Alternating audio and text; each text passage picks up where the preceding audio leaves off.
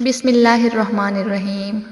ناظرین گرامی، رحمت عالم نبی مکرم حضرت محمد صلی اللہ علیہ وآلہ وسلم کو اللہ پاک نے سراپائے معجزہ بنا کر بھیجا، اور بے شک معجزات کا ظہور آپ صلی اللہ علیہ وآلہ وسلم کی پیدائش کے ساتھ ہی شروع ہو گیا تھا۔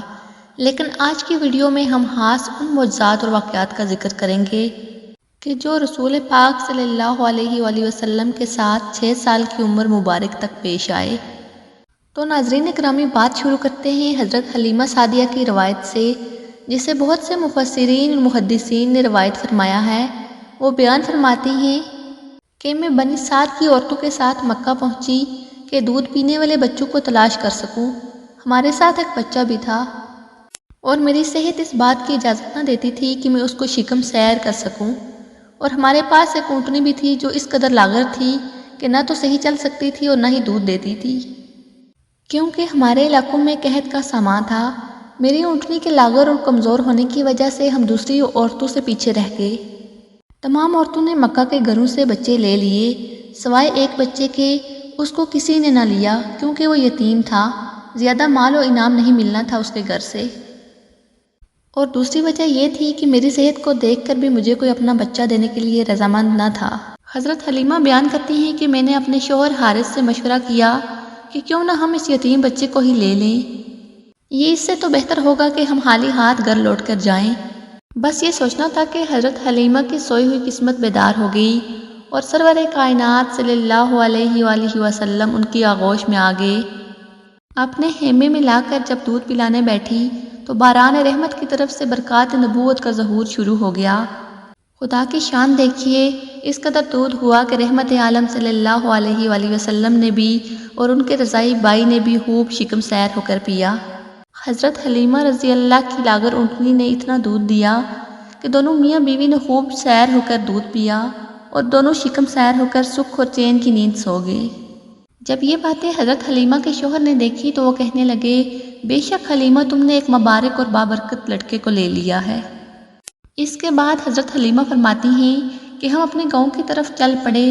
ہماری وہی اونٹنی جو صحیح چل نہ سکتی تھی اب وہ تیز تیز دوڑنے لگی، یہاں تک کہ ہم لوگ بنی سعد کی عورتوں سے جا ملے جو مجھ سے ایک دن پہلے مکہ سے بچے لے کر گاؤں کی طرف جا رہی تھی۔ انہوں نے مجھے اور میری اونٹنی کو دیکھا تو بے حد حیران ہوئی، اور کچھ تو مجھ پر ہنسنے لگی اور طنز کرنے لگی کہ دیکھو حلیمہ یتیم بچے کو اپنے ساتھ لے کر آئی ہے۔ خیر، ہم جب گھر پہنچے تو ہمارا علاقہ قحط زدہ تھا، نہ فصلیں پھل اگاتی تھی اور نہ ہی جانور دودھ دیتے تھے۔ لیکن میرے گھر میں قدم رکھتے ہی میری بکریوں نے دودھ دینا شروع کر دیا۔ اب روزانہ میری بکریاں جب چراگاہ سے واپس گھر آتی تو اچھا خاصا دودھ دیتی، حالانکہ پوری بستی میں کسی کو اپنے جانوروں سے ایک قطرہ دودھ کا نہیں ملتا تھا۔ میرے قبیلے والوں نے اپنے چرواہوں سے کہا کہ تم لوگ بھی اپنے جانوروں کو اسی جگہ چراؤ جہاں حلیمہ رضی اللہ تعالی عنہا کے جانور چرتے ہیں۔ چنانچہ سب لوگ اسی چراگاہ میں اپنے مویشی چرانے لگے جہاں میری بکریاں چرتی تھی، مگر یہاں تو چراگاہ اور جنگل کا کوئی عمل دخل ہی نہیں تھا۔ یہ تو رحمت عالم صلی اللہ علیہ وآلہ وسلم کی برکات و نبوت کا فیض تھا، جس کو میں اور میرے شوہر کے علاوہ گاؤں کا کوئی دوسرا شخص نہ سمجھ سکتا تھا۔ جب 2 سال مکمل ہو گئے تو میں اور میرا شوہر پریشان ہو گئے کہ اب تو ہمیں اس بابرکت بچے کو ان کی والدہ کے پاس چھوڑنا ہوگا۔ خیر، ہم نہ چاہتے ہوئے بھی بچے کو لے کر ان کی والدہ حضرت آمنہ کے پاس پہنچے تو ہماری قسمت اچھی تھی کہ مکہ میں اس وقت ایک وبائی مرض پھیلا ہوا تھا۔ ہم نے اسی مرض کا سہارا لیا اور بچے کو دوبارہ اپنے گاؤں لے جانے کی درخواست کی، جس کو حضرت آمنہ نے قبول فرمایا، اور اس طرح میں اور میرا شوہر حضرت محمد مصطفیٰ صلی اللہ علیہ وآلہ وسلم کو لے کر دوبارہ اپنے گاؤں جا پہنچے۔ حضرت حلیمہ کے بچے چراگاہوں میں جا کر بکریاں چراتے تھے، لیکن حضرت حلیمہ محمد مصطفیٰ صلی اللہ علیہ وآلہ وسلم کو نہ بیچتی تھی۔ لیکن ایک دن حضور صلی اللہ علیہ وآلہ وسلم کے اصرار پر حضرت حلیمہ نے ان کو بھی باقی رضائی بہن بھائیوں کے ساتھ مل کر بکریاں چرانے کی اجازت دے دی۔ حضور صلی اللہ علیہ وآلہ وسلم کی آمد سے حضرت حلیمہ سعدیہ کا مقدر چمک اٹھا، غربت بیماری کی جگہ خوشحالی نے لے لی۔ آپ صلی اللہ علیہ وآلہ وسلم کے آنے سے ہر طرف خوشیاں ہی خوشیاں نظر آتی تھی۔ اہل خانہ اللہ کی اس غیر معمولی نعمت پر بہت زیادہ شکر گزار تھے۔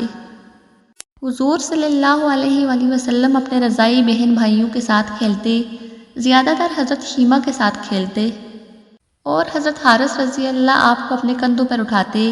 حضرت حلیمہ سعدیہ فرماتی ہیں کہ حضور صلی اللہ علیہ وآلہ وسلم کی نشوونما بہت تیزی سے ہوئی تھی کہ دوسرے لڑکے اتنی تیزی سے نہیں بڑھتے۔ آپ فرماتی ہیں کہ جب وہ 9 ماہ کے ہوئے تو فصیح گفتگو فرماتے۔ ایک دن نبی پاک صلی اللہ علیہ وآلہ وسلم نے حضرت حلیمہ سعدیہ سے اپنے رضاعی بہن بھائیوں کے بارے میں پوچھا کہ وہ کہاں ہیں۔ انہوں نے کہا وہ صبح سویرے بکریاں چرانے جاتے ہیں اور شام کو واپس گھر آتے ہیں۔ اس کے بعد آپ صلی اللہ علیہ وآلہ وسلم اپنے رضاعی بہن بھائیوں کے ساتھ جانے لگے۔ آپ خوش خوش جاتے اور شام کو واپس آتے۔ حضرت حلیمہ سعدیہ فرماتی ہیں کہ ایک دفعہ میرے بچے گھبرائے ہوئے گھر آئے اور کہنے لگے امی جان جلدی چلیے ورنہ بھائی محمد صلی اللہ علیہ وآلہ وسلم ختم ہو جائیں گے۔ یہ سن کر ہمارے تو ہوش اڑ گئے۔ ہم لوگ دوڑ کر وہاں پہنچے اور کیا دیکھا، آپ کھڑے ہوئے تھے، رنگ اڑا ہوا تھا اور چہرے پر زردی چھائی ہوئی تھی۔ یہ اس لیے نہیں تھا کہ آپ کا سینہ چاک ہونے پر آپ کو کوئی تکلیف ہوئی تھی، بلکہ ان فرشتوں کو دیکھ کر آپ کی حالت ہوئی تھی۔ حضرت حلیمہ سعدیہ بیان کرتی ہیں کہ ہم نے آپ صلی اللہ علیہ وآلہ وسلم سے پوچھا کہ کیا ہوا تھا، تو آپ صلی اللہ علیہ وآلہ وسلم نے بتایا میرے پاس 2 آدمی آئے تھے، انہوں نے سفید کپڑے پہنے ہوئے تھے، وہ دونوں حضرت جبرائیل علیہ السلام اور حضرت میکائیل علیہ السلام تھے۔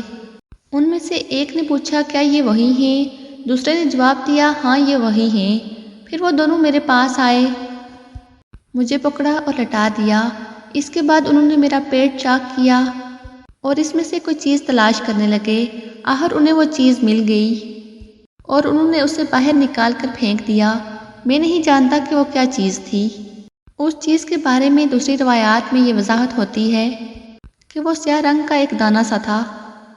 یہ انسان کے جسم میں شیطان کا گھر ہوتا ہے اور شیطان انسان کے جسم میں یہی سے اثر ڈالتا ہے۔ حضرت حلیمہ رضی اللہ تعالیٰ بیان فرماتی ہیں پھر ہم آپ صلی اللہ علیہ وآلہ وسلم کو گھر لے آئے۔ اس وقت میرے شوہر عبداللہ بن حارث نے مجھ سے کہا حلیمہ مجھے ڈر ہے کہ اس بچے کو کوئی نقصان نہ پہنچ جائے، اس لیے اس بچے کو اس کے گھر والوں کے پاس پہنچا دو۔ میں نے کہا ٹھیک ہے۔ پھر ہم آپ کو لے کر مکہ کی طرف روانہ ہوئے۔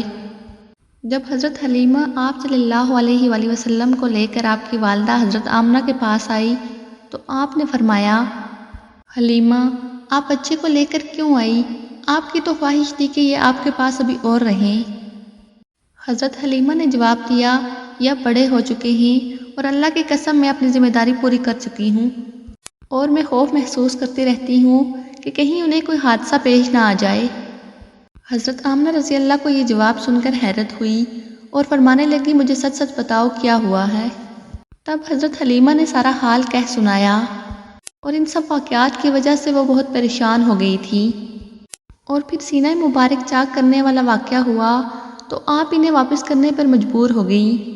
حضرت حلیمہ رضی اللہ تعالیٰ عنہا نے حضرت آمنہ رضی اللہ تعالیٰ عنہا کو مزید چند اور واقعات بھی بتائے جن کا تذکرہ انشاءاللہ کسی اور ویڈیو میں کریں گے۔ ناظرین گرامی، نبی پاک صلی اللہ علیہ وآلہ وسلم کو اللہ تعالیٰ نے ایسی برکات عطا کر رکھی تھی کہ جہاں جہاں نبی پاک صلی اللہ علیہ وآلہ وسلم کے قدم مبارک جاتے تھے وہاں برکات کا ایسا نزول ہوتا تھا کہ دیکھنے والا بھی پریشان ہو جاتا تھا۔ جیسا کہ حضرت حلیمہ رضی اللہ تعالیٰ عنہا کے حجر اونٹنی کا واقعہ ہی لے لیجئے کہ آتے ہوئے سب سے پیچھے تھی ان کی اونٹنی اور جاتے ہوئے سب سے آگے۔ اور دوستو اسی کو معجزہ کہتے ہیں کہ جو چیز عام فہم سے بالا تر ہو، کہ جیسے ہی نبی پاک صلی اللہ علیہ وآلہ وسلم ان سواریوں پر سوار ہوئے تو اللہ تعالیٰ نے ایسی برکت دی۔ سبحان اللہ، یہ سب اللہ تعالیٰ کی قدرت اور اللہ تعالیٰ کی برکات کے ثمرات ہی تھے۔